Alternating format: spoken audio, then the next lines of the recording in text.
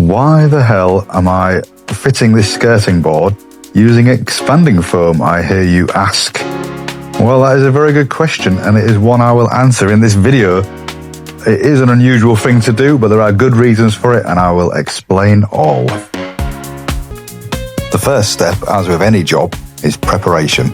So removing the old nails and screws from the skirting board that needs to go back on. We are reusing the original skirting board. I also remove a lot of the old loose adhesive and a lot of the cork from the top of the skirting board as well, just to neaten it up, ready for prep work later. The skirting board then goes roughly in position, and I put some pencil marks on the skirting board in areas where I feel I can actually get some screws into the wall.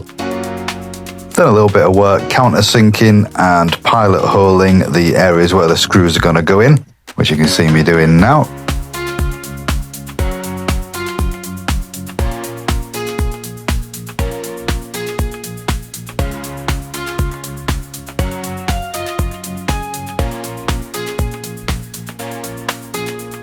Swap from a wood drill bit to a masonry drill bit of the same size, so I can get through the pre-drilled holes with it.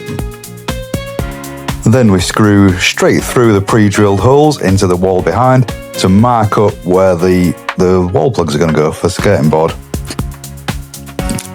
Finish drilling the holes, ready for some standard 6mm plugs in this case to go in.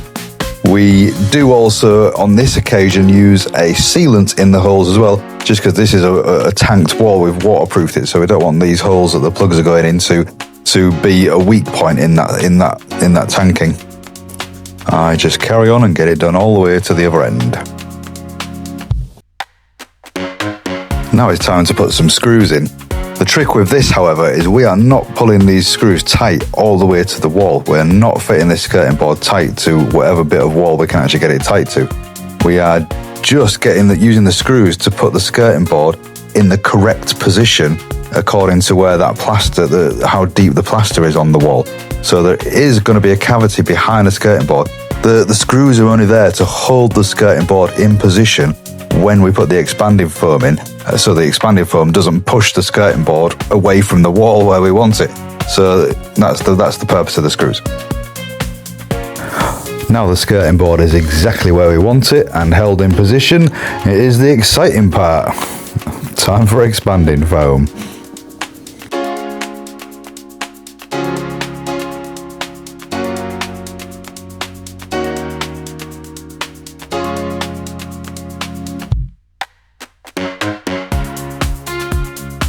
It looks real messy at this point. It is setting, but the trick is to get the expanding foam before it fully sets, and then you can work with it and you can really push it into the positions you want it to be in. So I'm pulling off the excess now, and I'm going to squish the excess right into that gap between the skirting board and where the plaster finishes above it. So that's going to give us a really good surface to then fill over the top of that with like easy fill we will use. And we'll show you how to do just that very shortly. So here we go. Every decorator's favourite filler, Easy Fill. Easy Fill 60 by Gyprop. Really is as simple as any other filler. Just put it in a bucket, add some water, mix it up, and it's ready to go.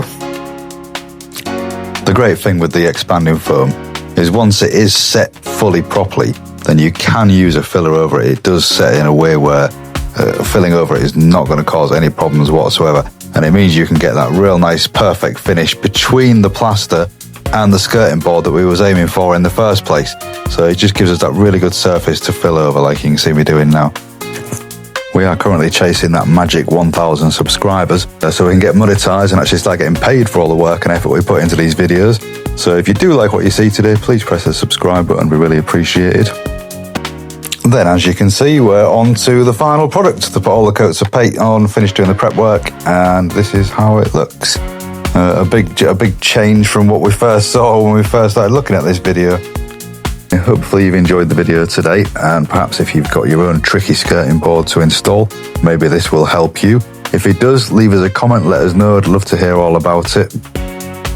For now though, I will wish you a very goodbye, and hopefully we'll see you on the next one.